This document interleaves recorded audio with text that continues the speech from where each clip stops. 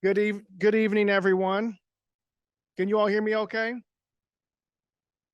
I heard a few yeses. I'm going to try that one more time. Good evening, everyone. I'm used to, I come from a call and response tradition.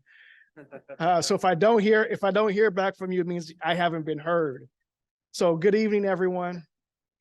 Thank you so much. My name is Garth Lewis, and I serve as the Yolo County Superintendent of Schools. It is my pleasure to be part of the welcoming committee this evening for you upon this special event. I do want to thank Mr. Kevin Williams, our instructor.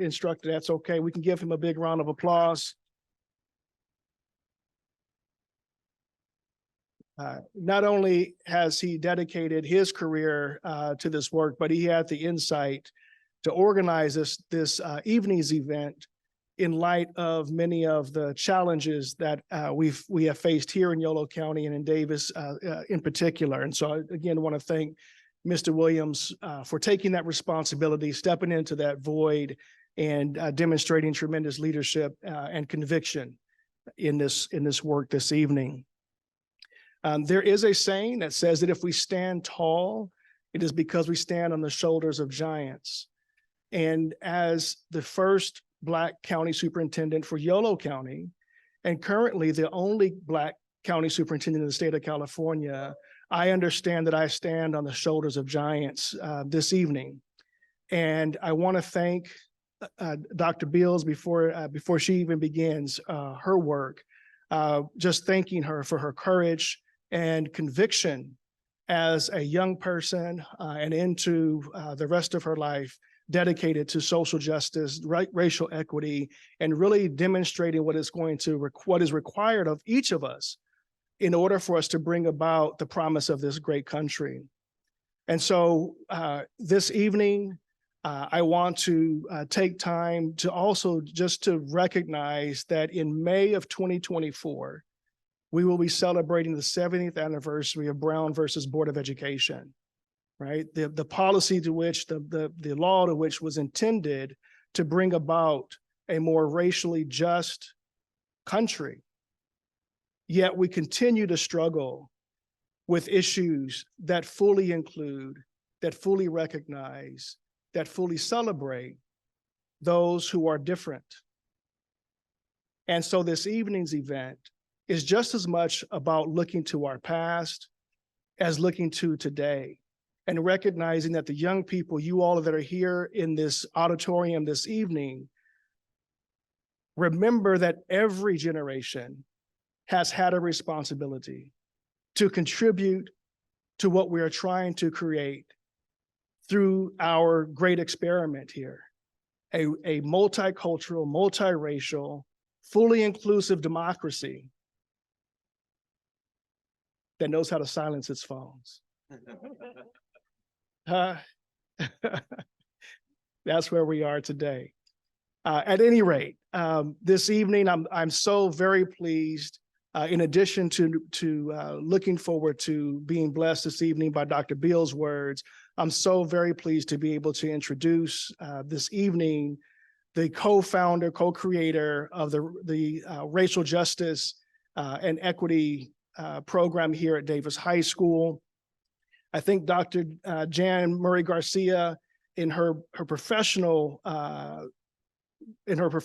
work, has made a tremendous impact to the field through her research, through her instruction. And I have to say, as a K-12 educator, that I'm grateful to be able to benefit, that our students are able to benefit from your genius in taking the chance in creating this particular course that centers issues that oftentimes adults have difficulty wrestling with. To recognize that our young people are ready, they're hungry, right, for truth. They're hungry for the opportunity to deliberate and to move forward and to make their own contributions. And it's through the lens of this work, through this course, that it can become a reality. And so it's no wonder that in 2021, you were selected as the Citizen of the Year here in Davis. We can clap for Dr. And with that, I present to you Dr. Jan Murray Garcia. You all help me welcome her to the podium.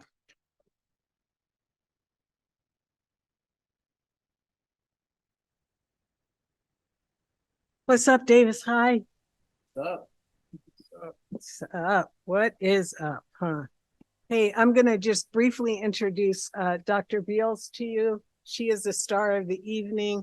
I wrote out my comments because, as Mr. Williams knows, I will be going on, and you don't want to hear that. So I'm going to be quick. I had the great honor to meet Dr. Melba Beals in 2014 when she visited Davis High at the 10th anniversary of the Youth in Focus Student Research Scholars Program that ultimately turned into the Race and Social Justice in U.S. History class. She came and spoke at that anniversary celebration. I'd read her classic book, Warriors Don't Cry, and to everyone I was in contact with, asked Mr. Williams and Miss Bruce, I gave a copy of that book, and I'm happy if you come up to me and ask me, I will purchase it for you and leave it with Mr. Williams. It is truly life-changing. Briefly, two things that still hit me today about that book. Sometimes when we think about history, we focus on events or a test question or a president. Our concept of history can be one-dimensional at times, captured in a photograph. We rarely get to identify with the daily process that American heroes like Dr. Beals endured for us, to be able to experience today the America that has been recreated and recreated since its inception in 1700s. Do y'all feel me? We rarely get to hear, to study what it was like to be those change makers. That's what Warriors Don't Cry is about. If I could read just a couple of lines from her book, she says, she's just describing a day in the life of when she was 15. One of those boys passed my seat and kicked my ankle. I had to bite my lip to keep from crying aloud at the pain. My ankle was swelling fast. I waited until everyone left the classroom before I tried to walk. Limping as best I could, I struggled to get up the stairs to my next class. I couldn't be late for fear of getting a tardy slip. We were well aware that school officials were waiting for any excuse to kick us out. I guarantee y'all, life will be a lot easier if you read her book and what she went through. Her recording of her daily experience encourages me on my hardest days when I'm still questioning all the effort I'm putting into making America a better, healthier, more equal society. I'm reminded, again, it's not a date or an accomplishment. It's an ongoing, heroic process of moving forward, even when what's going on today makes you doubt that you're going to get to the future you dream of. You feel me? The second thing I remember comes maybe not directly from her book. I can't remember whether you told me this or this is in the book, but she was having a conversation with Dr. Martin Luther King, the one and only, and he'd come to visit to encourage them at Little Rock and strategize with them. And she expressed to him that she just wanted to be done, to go back to her normal life, her private life, to have a regular high school experience. And Dr. King told her something like, you can correct me on this, Mom. She says, girl, look beyond yourself. You're not just making change and opportunity for yourself, but for generations as yet unborn. That, my friends, is you and me. Y'all feel me? I want to thank Dr. Beals for not giving up. Really briefly, she was born in Little Rock in 1941, actually on the day that Pearl Harbor was bombed. Just found that out now. After completing her first and only year at Central High, she had to relocate emergently at the threat of death. The NAACP put her up in Santa Rosa, California with a white family that became her foster family and her adoptive family. They were social justice advocates, George and Carol McCabe. After completing high school, she went on to San Francisco State and got a degree in journalism, a bachelor's, and then a master's at Columbia University in journalism. She also has a doctorate in international multicultural studies from the University of San Francisco. She worked as a television and print journalist for decades in the Bay Area. And retired as a professor teaching journalism, having founded the Department of Communications and Media Studies at Dominican University in San Rafael. She's the award-winning author of 4 books, and in 1999 was awarded the nation's highest civilian honor, the Congressional Gold Medal. She has 2 beautiful daughters, Kelly and Lika, and a son, Matt. Coming full circle, when I met her in 2014 at Davis High, she immediately adopted me as her daughter. I am so proud and honored to call her mom. Please welcome Dr. Melba Beals. Well, I'm just as proud of you, Jan. I am so proud to have you carry the banner forward. You know what we look forward to in life is having someone that we believe can carry the banner forward. And I know that in this audience of people tonight, there's my dear, sweet daughter, Jan, but there are others of you who are willing and ready to carry the banner forward. So I thank you for that. The one thing you feel as an older person, listen here, honey, I'm going to be 82 December 7th, okay? And so the one thing I feel is who is going to pick up this banner? And there is such great need to carry it forward.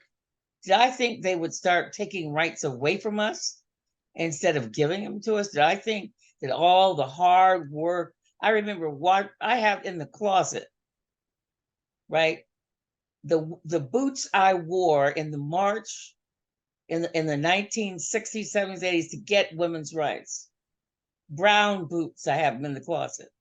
Worn out underneath the bottom, right?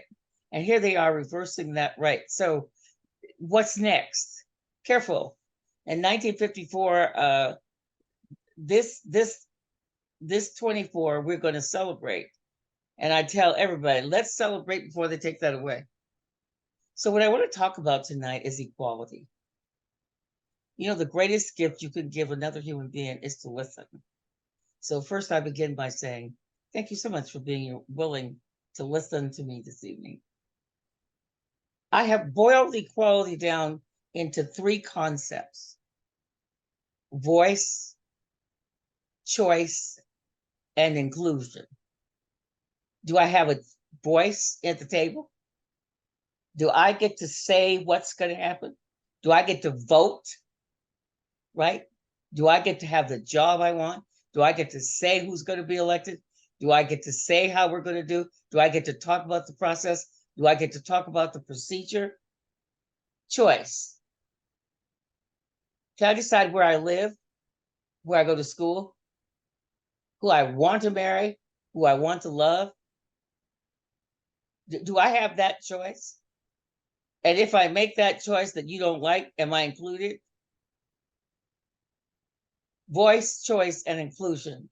I speak around the world on that concept. And as you can see with the war right now between Israel and Palestine, with wars and rumors of war going on, people haven't got the concept yet.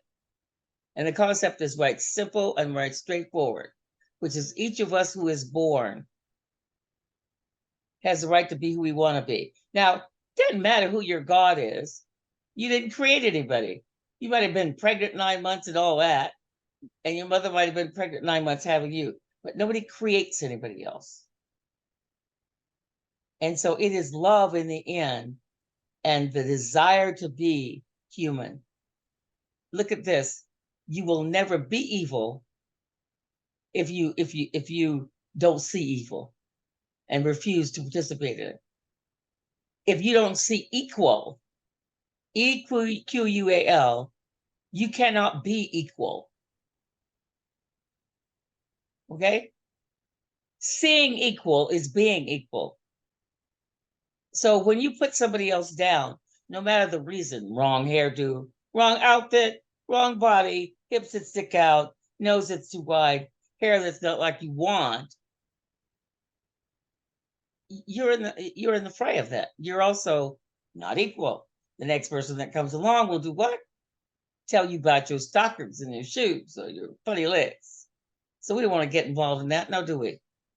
People say, why did you go to Central High School? That's the first question people ask. At that age, why were you willing to do such a thing? Because I hated being treated less than. In Words Don't Cry, I write a paragraph. It took me months to write this paragraph. And when I got it, I knew Black folks aren't born knowing we're second-class citizens. Latinos aren't born knowing, none of us. Gay folks aren't born knowing they're going to be treated as second-class citizens, right? Brown folks, yellow folks, folks with different eyes, folks with, nobody's born. Nobody is born knowing that they're going to be treated less than. Doesn't happen. Nobody whispers, nobody reaches over the basket and says, say Melba. You know what? You're brown. You're not going to get to vote. You won't get to go to the school of your choice.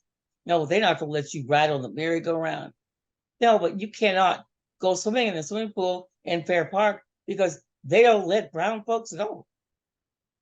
Melba, you can't shop downtown. You cannot pick up clothes off the counter. JCPenney's, whatever department store you're going to, they won't let you touch the clothes. They won't let you touch the dollies. Woman told me one day when I was touching a dolly, if you touch that dolly, no one else will want it. I was a little girl, 4 years of age in the grocery store. I loved to this day the smell of raw potatoes. I reached out to touch a potato. She slapped me on my head. That's how I lived in Little Rock, Arkansas in the 1940s, okay? I would have the awful experience of going with my parents into a grocery store and watching them kowtow and kneel. Yowza, nosa. When at home, they spoke perfect English. My mother had a doctorate degree in English Lit. How perfect do you think she spoke? I remember when I wrote Warriors, the editors thought that they had completely gone through Warriors. My mother sent them 6 legal-sized pages, single space, of words they misspell or misuse or So she was a serious girl. But if she went to the grocery store, she had to sound like the rest of the people. If we were in line paying for the groceries and somebody white came along, get out. When we went to the meat counter in the back, did they offer us steak or chicken? No, they offered us ham bones, neck bones, gizzards, livers, the leftovers, okay? That's who I grew up as. And so can you blame me? I all along when everybody's saying, oh, this is going to take time, I thought, what? I remember being 4 years of age and I sat in this little wagon in the front of the house and Grandma said, what are you doing in the sun sitting in a red wagon? And you know what I said? I'm waiting on the stork.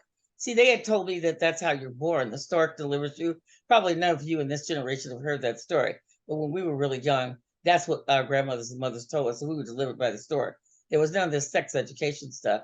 It was the stork delivered you. That's how you got here. So I said to my grandma, cool. The stork delivered me. Stork's got to come back to deliver something for some neighbors. I'm going to put my hand up. Stork comes, I'm leaving. Leaving. Take that bird, let that bird pick me up by my hair and take me out of here, okay? Anything to get out of Little Rock. And so I was desperate to leave. And so when the teacher said, who among you want to go to Central High School? Well, I had driven around Central High School every Sunday after church. 8 square blocks in diameter. 6 times the size of our little school. With all the new stuff in it. That's what the maids and the cleaning people told us. They had everything in Central High School. A real cafeteria with folks lining up with good food. And little apartments to learn how to clean up and cook and do all that. And everything you could ever want. I said to myself, hey, I'm going to raise my hand. And they said to me, take this document home for your mother to fill out. I thought, well, let's not disturb Mother. I filled it out and signed it. Don't any of you do that. It's not a good thing, but I did it. So when it was really time to go to Central High School, my parents had neither approved nor were they happy with my decision. They were not happy with my decision. And what I have to say about that is, everybody says to me, are you glad you did it? The answer is, I am glad I did it. And so I want to say to you this evening, people say, well, Melba, what did you give up to go to Central High School? A lot. But what did I get? I feel that I got a step towards claiming my own equality. And that's what we're talking about this evening. It is the central topic. Running through everything I say is equality. Voice, choice, and inclusion. I want to be included at work, at school, where I play. Include me. Listen to my opinion. Value my opinion. How I look, what I'm wearing is none of your business. All right? If I am trans and I want to be trans, I love it that I remember when I was teaching at Dominican University and the whole concept of non-binary, trans, and gay came out, and I was a professor there and I had the roughest time ever. I had to quickly look up all the terms. I didn't know who to call what. I was having such a stressful thing. And then I went to this therapist for consultation, and the therapist said, you know what, Melba? You're the one that fought for civil rights. That includes everybody. Got to get with the program. Yeah, look it up and abide by it, because I was having trouble, calling everybody who they need to be called. And guess what? I was later in life to understand the necessity of this when my own son became a trans. And I understood. Somebody said, well, what did you do as a teacher or a mother to encourage that? Nothing, people make decisions because they have to make them. Nobody in the world would choose to be something that by own choice is going to draw some pain. By the choice of my walking into Central High School with a Black face, I drew pain. I drew people looking at me, making fun of me.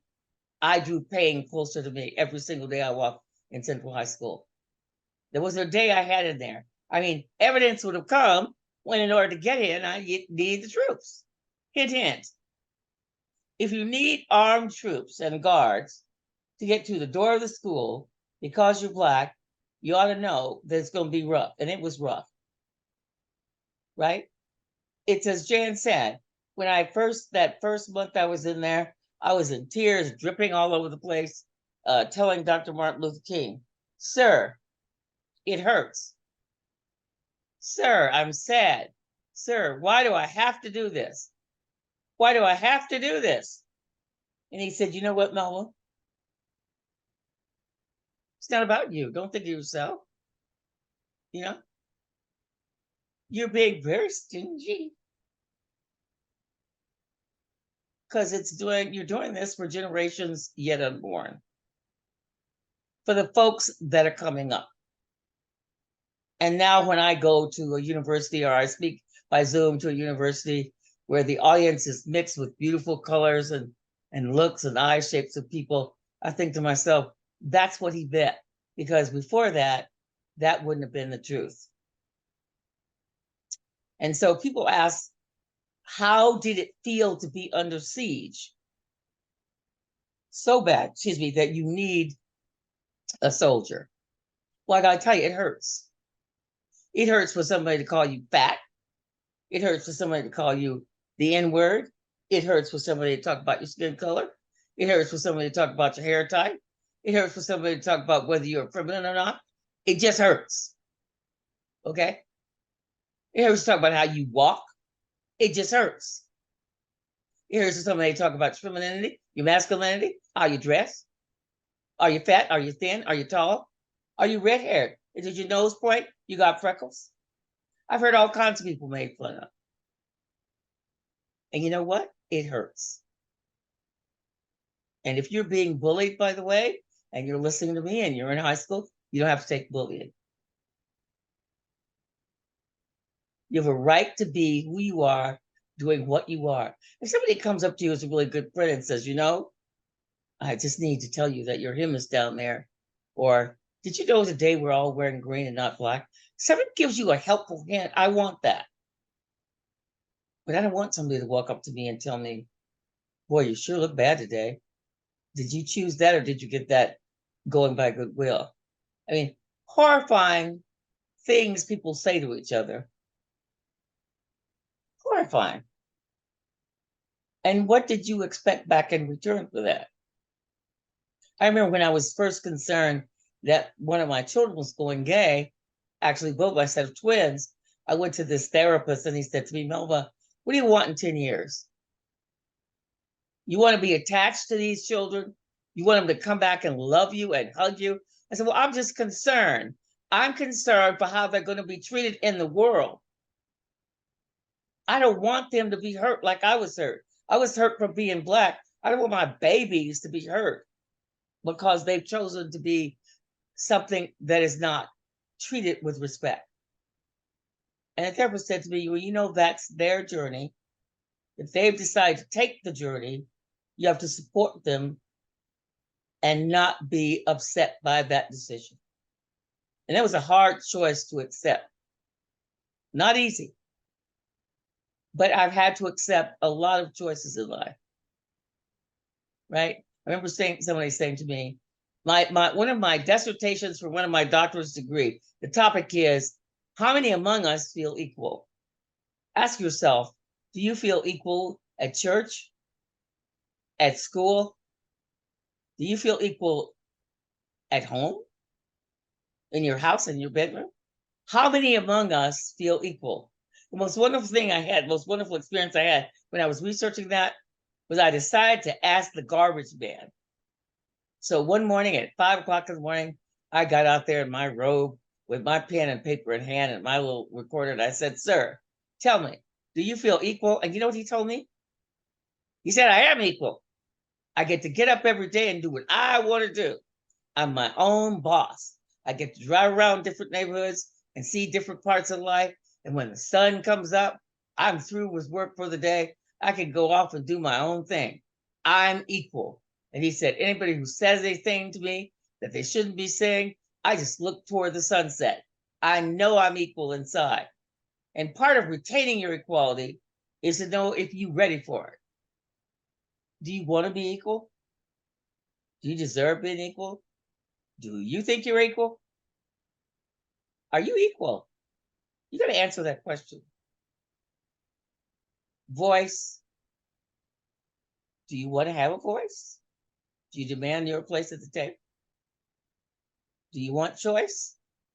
And so when I went to Central High School, why did I go to Central High School? I needed to get inside that building, honey. There's 8 stories in Central High School. They got more equipment than I've ever seen in my life. Don't be holding up the equipment, not sharing with me. The Black high school had nothing.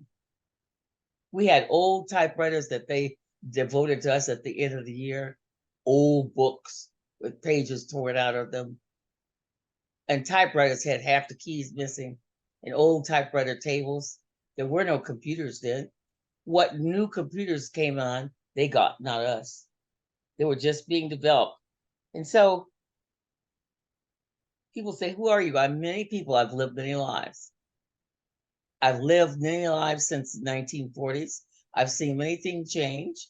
I've seen the attitudes towards African Americans change, the attitude towards Latinos, the attitude toward minorities period change, the attitude toward white people change, the attitude toward gay people change, the attitude toward trans people change. Everything I've seen change. And I've seen more and more people accept themselves because they all wanted what I wanted at Central High School. What do I want at Central High School? I want equality. Get off my neck. Give me an equal chance. From the beginning, my grandmother used to sit me on her lap and used to say, you're going to study tonight. Yes, ma'am, I made straight A's in school, and you better be the same. But you know what Grandma told me? You're preparing yourself to succeed.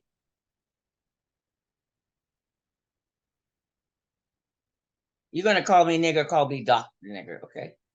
I'm ready to go where you're ready to go and do what you're ready to do. And Being prepared, knowledge. Call me Dr. Cheek, whatever. Call me Dr. Bad word that you would like to use to me. Call me Doctor, whatever.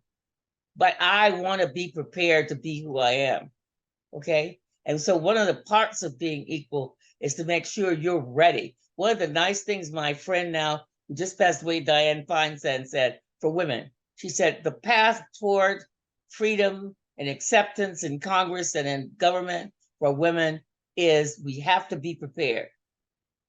We have to be ready. When she told me this, I was an NBC News correspondent, and I was working on actually KQED, and she came and I interviewed her and talked to her, and we would become casual, not tight, but casual friends. And she said to me, you got to be prepared, Melba. As a female, you got to stand up and woe them out. And she did that for all of her life, thereby gaining the legitimacy of a pedestal that she now holds as she has passed away. And so anybody who's on a pedestal, our vice president, Kamala Harris, will tell you about the fights that she's made to get to be vice president. Can you imagine? It's really unimaginable how hard she has had to slave to get to where she is. Never accepting the fact that she is less than equal.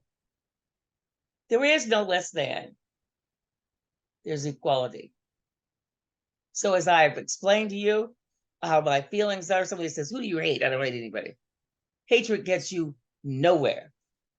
Fighting gets you nowhere. Okay? Love is the answer. And who do I feel any poison toward? Get this. When I came here from Little Rock, Arkansas, I was adopted by a set of white parents. I've lived in both worlds. I have 4 white sisters and brothers, dear white friends, beloved white sisters and brothers from all over the place, whom I love with all my heart. I've had that privilege of living in both worlds and being loved in both worlds and loving in both worlds. We can't hate, and we can't eliminate, and we can't be loved. If we're going to hate and eliminate and exclude people, we won't be loved. So I say to you tonight, namaste. The voice in me sees the voice in you, and the voice in me and the love in me. I see you. I see the God in you. Please see the God in me. See the God in everybody who walks around. Seeing equal. Seeing equal is being equal. All right? Fighting has got us where? The Palestinians and the Israelis have fought for how many years now? 1,000 years, 100 in the last go round. Are we anywhere with that round? Where are we with that fight? Has anybody won the fight? Does anybody ever win war? Does anybody ever win war? I ask you that. Look back in history. Who has won? Can you think back to fighting and arguing and bickering with somebody and truly say you won or they won? The answer is no. So namaste. The God in me sees the God in you. And when I think it'd be fun from now on, we'd learn more is if we'd ask questions. You could ask me questions. I'll answer your questions. I appreciate your listening. And I thank you so much for hearing and listening what I have to say.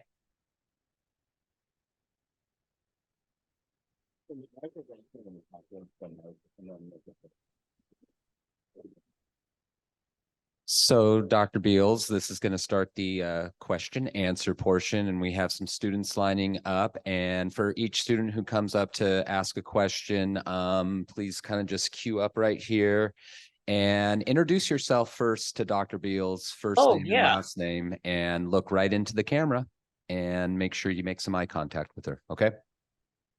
Well, I know who you are. How's it going? My name is Houston McCrae. I'm the president of the Black Student Union at our school. Are you really? All right now. I'm in the presence of greatness. My question for you is, what advice do you have for young activists and individuals today who are fighting for social justice and equality in their communities? First of all, get your own house straight. Okay? Look around you. Look at your home. Look at your own backyard, food, and make decisions. See, people who call themselves social activists, sometimes you go out and march for 10 different things at once. Decide what it is you're looking for and how is it codified. That whole thing about do your research, look at your samples, draw your conclusion. How are you a social justice person? And what is it specifically that you would like? Can you tell me? What would you like to change right now? I would just like to change how the racism that we have in this community and how it's gotten better over years, but it's also gotten worse. It has gotten worse. Now, what community are you speaking of? Just in Davis, how Davis continues to grow and how the more people come in here, the more racism we have seen. It's sort of like the stingy, I don't want to share.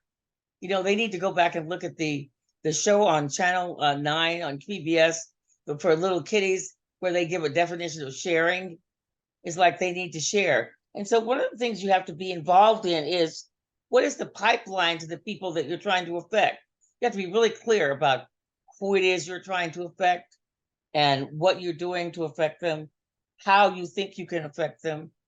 You really have to be clear about what your goal is. One of the things I talk to people about is it's important for you to have a goal, figure out what that goal is, and do it, with something in mind. What do you want your accomplishment to be? In other words, what are you looking to achieve? I'm looking to see just how I can make my community a better place while I'm here. So, but a place specifically how? For Black people and different minorities here in Davis. And what would that look like? Just for people to be more comfortable and I guess more like safer in their shoes and want to be here and come to school every day. Well, it's of course by your graduating and you're showing people as an example, for one thing. And secondly, choosing a pipeline by which you're going to do it. When you talk about it as a broad thing, what you're talking about now is so broad. How would you do that? What would that look like in reality? You see what I'm trying to tell you? Yes, ma'am. I'm trying to tell you that you can say those things all day. To do them, I knew, for example, the one thing I wanted to go to Central High School. I want to be able to go to the school I want to go to. Because by going to that school, that's a pipeline, isn't it? That means that I can study more, I get more opportunities to go to the right college. Right? Yes, ma'am. So I want you to start thinking about what's one specific thing. Talk to Jan about this. Jan is a good person at pointing out what's one specific thing. She decided what she wanted to do specifically. And you need to think about, what's one thing I'm going to attack and work on? And what does that one thing lead to other triumph? Okay. Okay. Thank you so much. Good luck. I know you're going to be successful.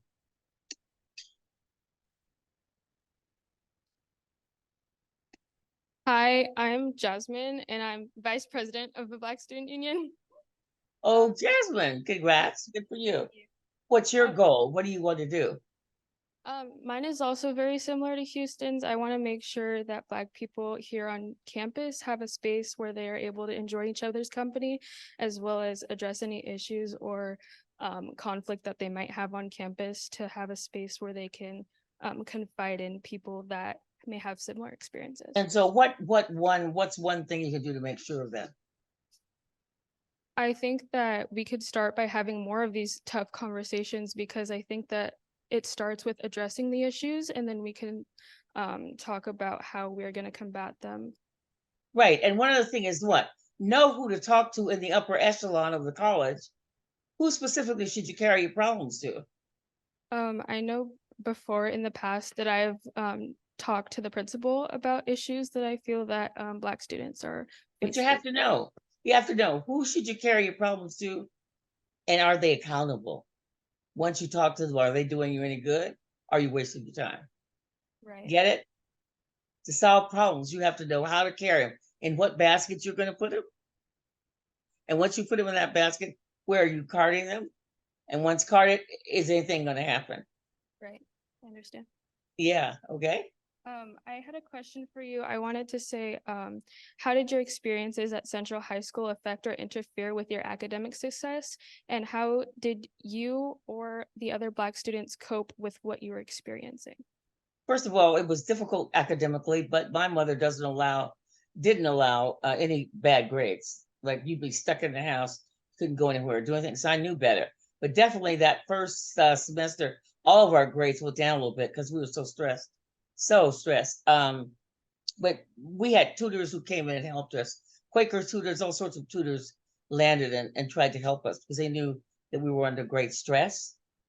Right. And your second part of that was how did it affect us? It affects everybody and anybody to be oppressed and treated badly every day. Of course, we felt bad about ourselves. We felt sad. I used to cry. I had pain in my heart. It felt like somebody put on football cleats and walked over my soul. You know what I mean? You just hurt inside. And so we were very, very upset. And afterwards, for some of us, like for me, it's taken therapy. It's taken all sorts of devices and work to be Melba.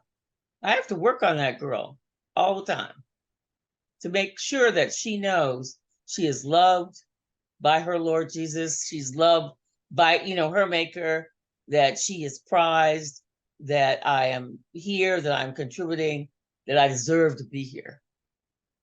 At one point, I remember one of the religious people that I was getting advice from told me to go to the mirror, take a lipstick, and write all the great things about Melba on the lipstick, with the lipstick on the mirror. Right? She's cute. She's got a funny sense of humor. Right? She likes to write. She likes to watch the soaps. Just make the list. She's bossy sometimes. She talks too much. I got a list, girl. Love to go shopping. And even if you got to take it back the next day, go try it on. Okay? And so that's Melba. And that's who she is. And yay. I accept her as she is. Okay. Doesn't mean I don't improve her and don't want to improve her. I go to all sorts of improvement classes, writing classes. I go to 3 churches. I go to a Buddhist church on Thursday, a Christian Science church on Sunday and Wednesday, and then a regular Presbyterian church on Sunday and Wednesday as well. So I'm always going to improve her and educate her and worship. And I have another follow-up question. Did you always know that you wanted to go on and study journalism? No, it was an accident. When I was at Central High School, I wanted to be a singer. I dreamed about being a singer. And in fact, I sang all over the place as a child. I was a Black girl that was sent into the white schools to sing a lot. And I saw what they had that we didn't. So I was really steamed, But I didn't know that until Central High. And what I observed was that I'm alive today because those news reporters had a pen and paper and a camera. And see, it's real hard to hang somebody when your camera's rolling. Right. And I learned that. I thought, see, first two of you are saying what you want to do for justice. I chose to be a news reporter for that reason. Because I can expose what's going on. I can expose what people are doing.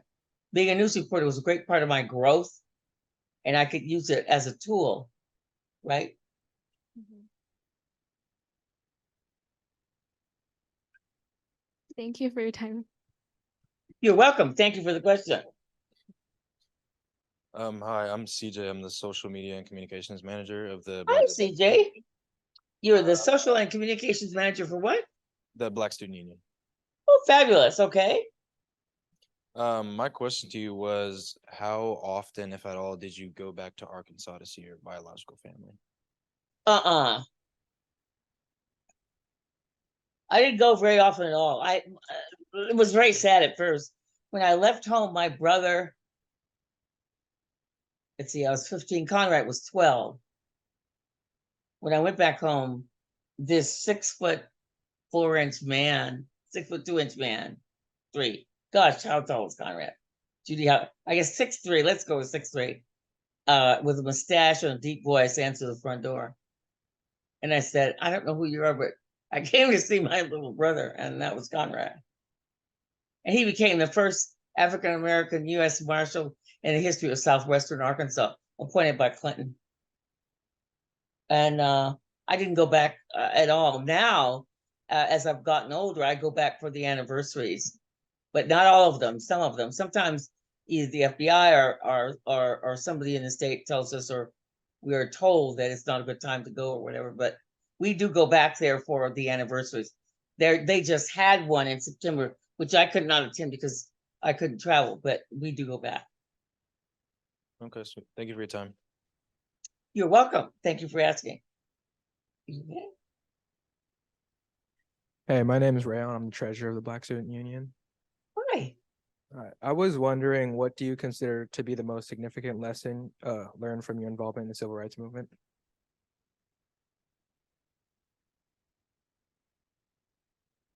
What Martin Luther King taught me was the most significant.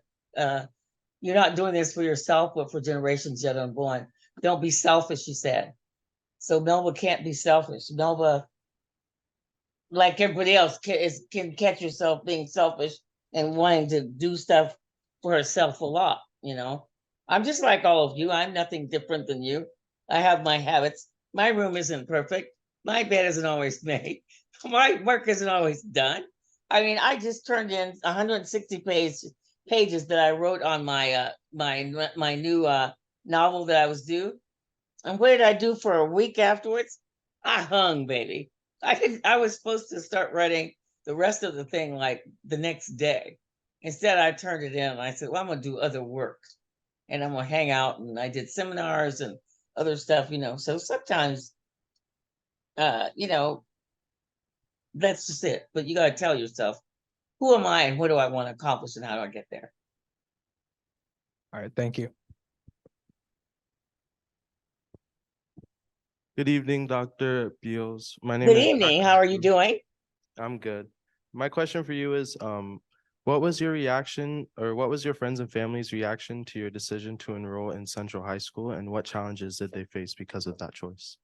My family was furious. And because of that choice, I had to leave home early. They didn't like that. And they were beat up, and mom lost her job. Dad lost his job. My parents were already divorced, but it caused them to fight a lot. And it was just not good. Thank you. It caused great furor in the Black community anyway. It caused the close down of many Black businesses. It caused most all of the Black people to not be happy with us. We were not, and to this day, not their favorite people, because we shut down that community.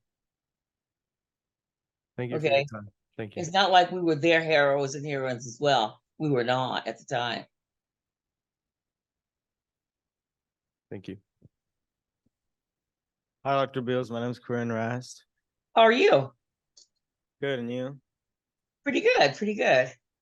So my question for you is, how did the local and national media coverage impact your experience and overall struggle for civil rights?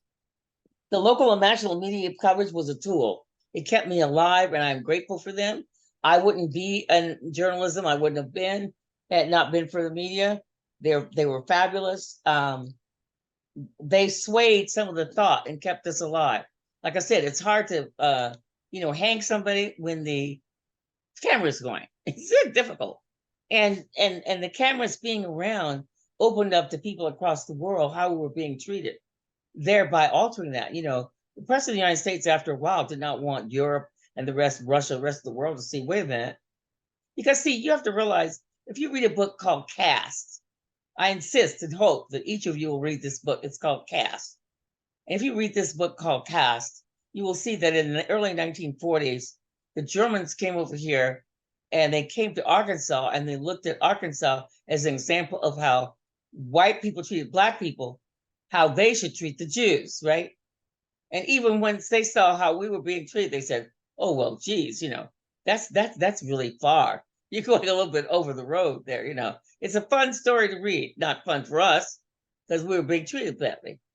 But it's fun to know that even if you look back at the German attitude, the whole attitude toward Jews and the whole way that Germans treated Jews is somewhat saturated by and rooted in how racism evolved in the South. That is an ugly concept, a very ugly concept.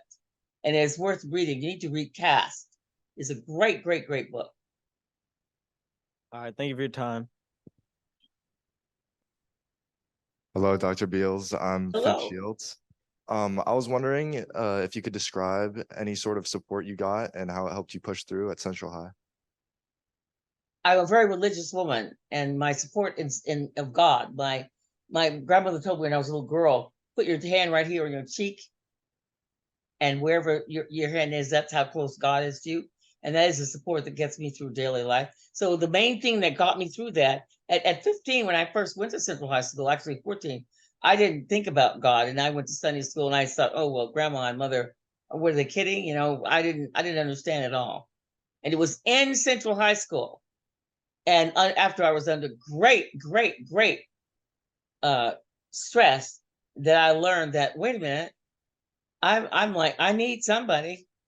I need God. I mean, I need something, either that or a gun or something, you know, because I was getting beat up and everything was going wrong, and I didn't have anybody to help me. I got to, you know, I would get isolated on different ends of the building. That building's 2 blocks long.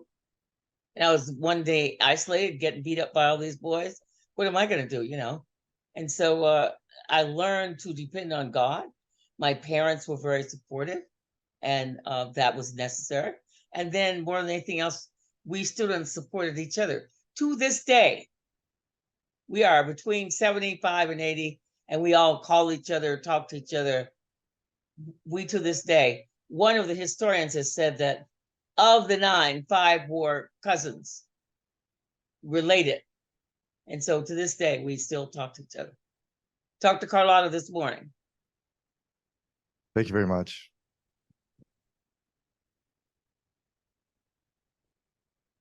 My name is Noah, and I have 2 questions for you today.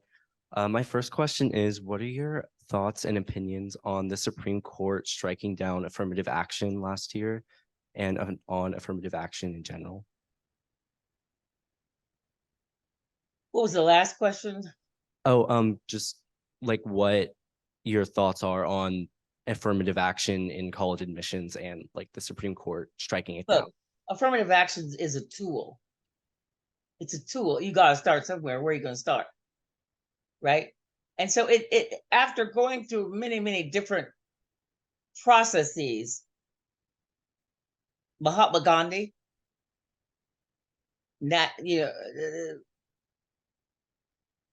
all of those prior to us, all the warriors fighting for equality prior to my coming on earth tried many processes. And think of it this way: Thurgood Marshall and that group came along and said, okay, we're gonna have to go this way. Let's open up the door and then see what comes of it. Does it always work? No. Central High School has not worked really in the end, because it's back segregated again. The new governor has segregated it even more. She doesn't even want them to study about us at Central High School. I wrote an article about that recently. And it's ugly, but it wasn't open to the door. We opened the door, and people now, you know that thing about once you take the horse out of the stable, we can never put it in. You can never have segregation the way you had it before. It's not going to work. And so all that the civil rights rules and laws were keys that open doors. Once the doors are open, then we got to work on it from there. Central High School opened the door, but not forever and not completely.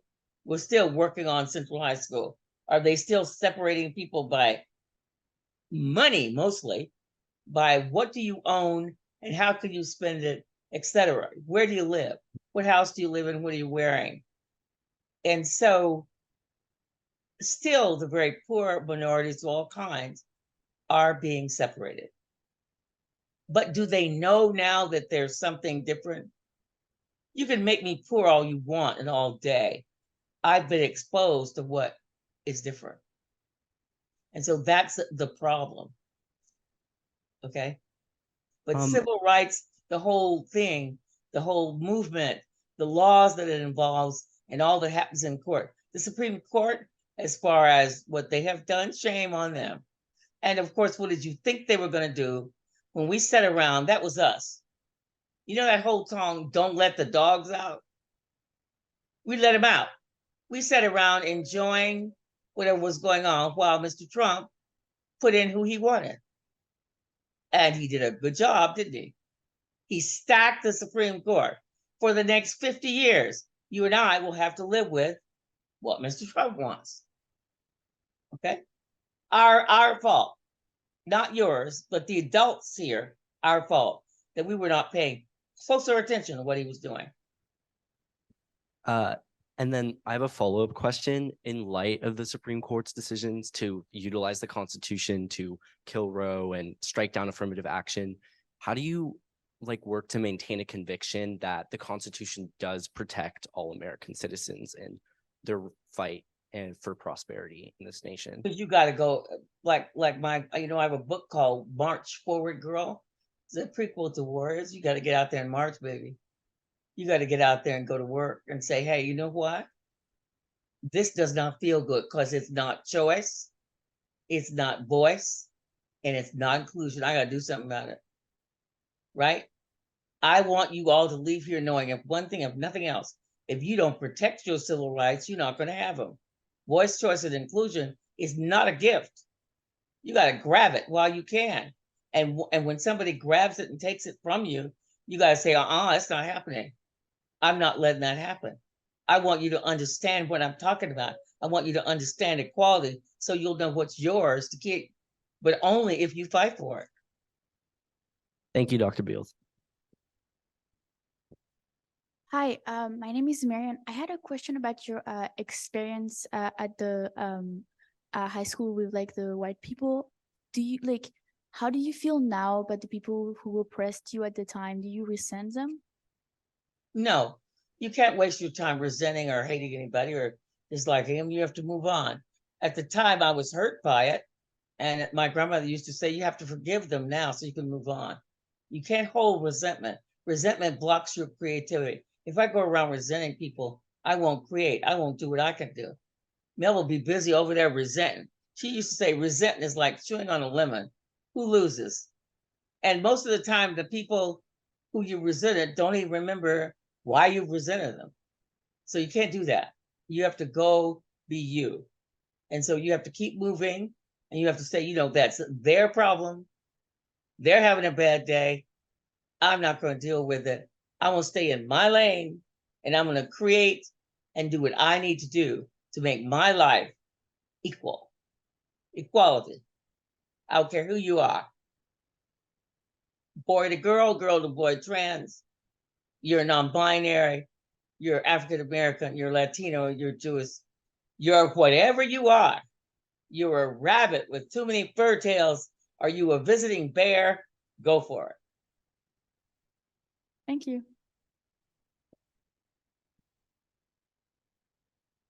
Hi, my name is David, and I have a pretty simple, straightforward question for you. What do you think are we now in terms of inclusion, and what further steps can we take? Well, inclusion means you don't make fun of anybody or exclude them. That don't mean you have to marry them, take them home for dinner, or love them. It means you don't exclude people based on their religion, what they look like, what they're wearing, what they're being. You have to sit beside them. You have to embrace them, but you don't eliminate them. You don't kick them out. You don't not include them. You get what I'm saying? Exclusion means to not grant everybody that thing that I said before. You have to see everybody is equal. Doesn't mean you want to take them home, but you see them as equal. And you know for certain that they have the same privileges that you do. It doesn't mean that you're going to embrace them, try to help them get them. None of the above. Seeing equal is being equal. All right, thank you. I have one more question, if I may. Of course. When you were in high school, was it always your goal to go to college, and how did you not let go of that goal? There is no not going to college. From the time I was 4 years old, my mother said, what college are you going to? There's no not going to college. What are you going to do? I mean, as a human being on this planet, you need to be prepared to deal with it. Now, some people alter it or substitute other formats of training.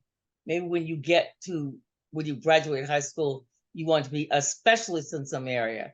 You may choose to get that special training in another way, but college is almost like a baseline.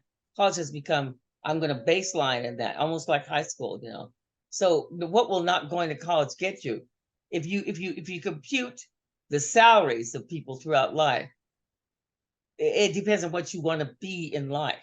But just not going to college is not the answer. Sometimes you're only going to go to college a year or 2 years, and going to college is going to guide you into another field.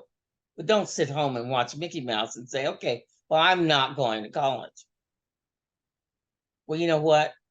You're not going to be anybody.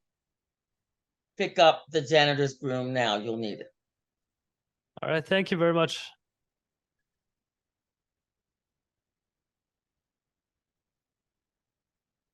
Hi, Dr. Beals. I'm Bianca. So I know schools have changed so much since you were in school, but how do you think modern, or I shouldn't say modern, but schools right now can increase the opportunity, equality, inclusion? How can we be better?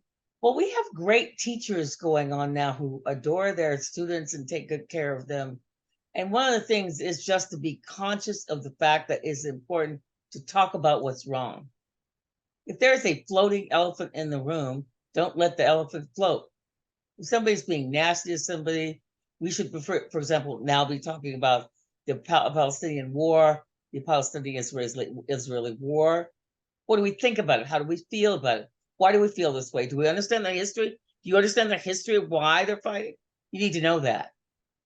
And as we Americans, do we want our money to go that way? Do we want our tax money to support buying bombs for these people, or would we like that to be a different way? I mean, how do you feel about what's going on?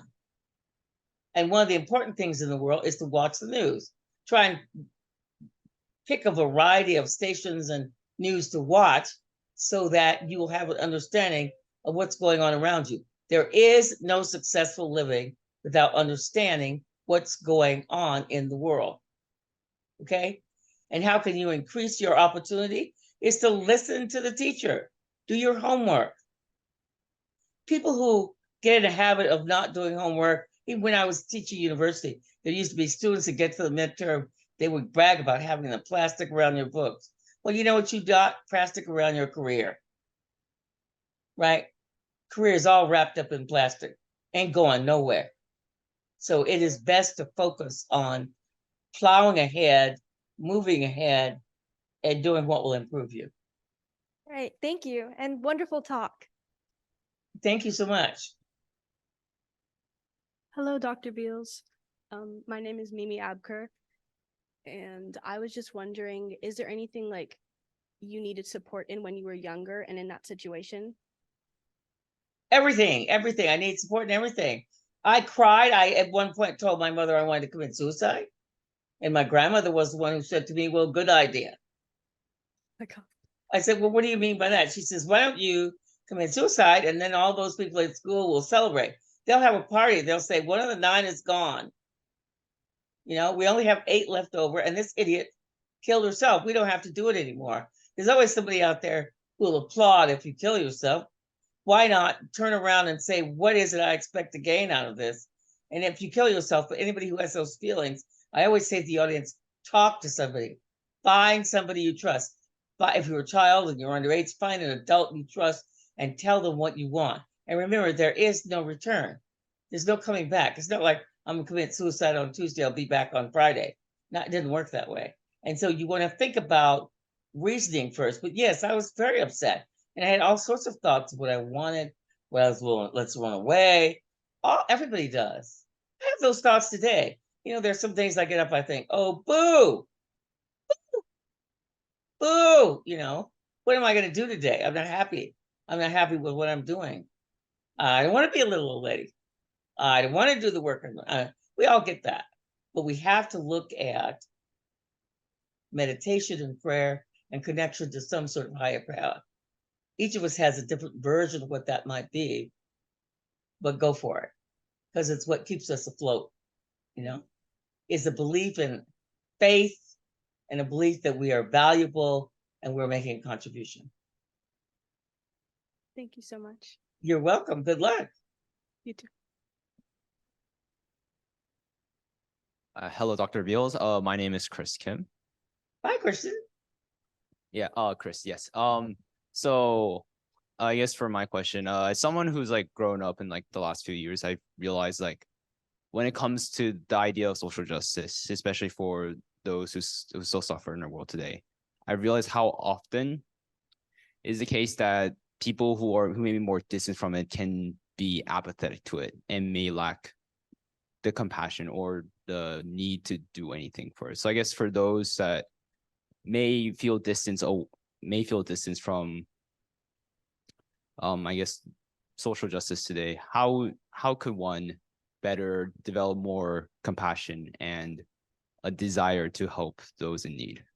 Well, once again, don't see it as a broad spectrum. Choose a particular part of the tapestry. Do you know what I mean? Like, what specific thing are you concerned about? What feels stressful to you? What do you want to help? You have to know where you're going with this. Like, I do things like I did when I was a little bit younger. I'd go down and I'd work at serving food. Today, if I were able, I'd work gathering food to serving probably to the Palestinians and over there. I would gather food and help do things that would get also the Ukrainians. I have really good friends that are Ukrainians. They need food, clothing, they need help. Like, where can you do something?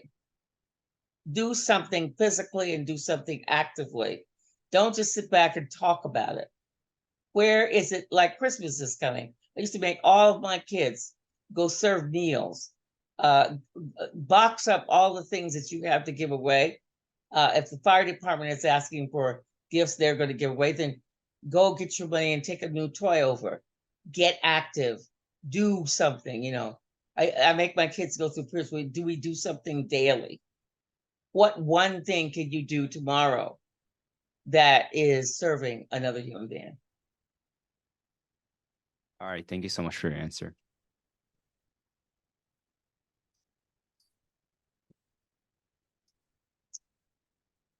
Hi, Dr. Beals. My name is Lauren. I'm supposed to be the last speaker or questioner. Are you? I think it's good that you're wearing a mask. I'm starting to wear one again too. I do it for my mom. No, she's right. And they're saying now that more people should be wearing masks because of the recurrence. So good for you. You keep it up. I had a question for you. You have all the experience of history and knowledge on your side, but what do you think is the biggest issue facing us in the future? Not seeing each other as equal. What would happen tomorrow morning if the Palestinians and the Israelis woke up and they saw each other as equal? They'd rush over and share the water. They'd share the food. They'd quit bombing each other, quit killing each other. We would all stop fighting and stop fighting over votes, and we would stop treating each other the way we do. It's equality. It's understanding that the human beings around us are equal and a willingness to share with those people. It's seeing that you're human beings. It's that whole namaste. The God in me sees the God in you. Thank you. Thanks a lot, Dr. Beals. I want to make sure something that I can do is to make sure that some of the people that helped make tonight possible are thanked appropriately. So in the back, we have Eric Richardson and Nils and Bo Runyon have put this on, and I really appreciate their time and expertise. And the superintendent, who wasn't able to be here tonight, Matt Best, helped fund all this, and I know that he wishes he could be here. And then I really also just want to make sure that an administrative assistant at Davis High, Kate Preen, gets a lot of credit. She worked a lot with Lori in making sure that this happened, and I just wanted to make sure those people got a shout out to you, but also just obviously want to thank you for the time that you've given us tonight. And it's always nice to have you here, but this is really actually amazing. When I think about what Zoom has let us do, is really it feels like you're here, and I really appreciate your message. I send you all my hugs, and I say to each of you, being equal is seeing equal. And know that we are loved and we are cared for, and we must see the God in each one of us. Namaste for the evening. Thank you for listening.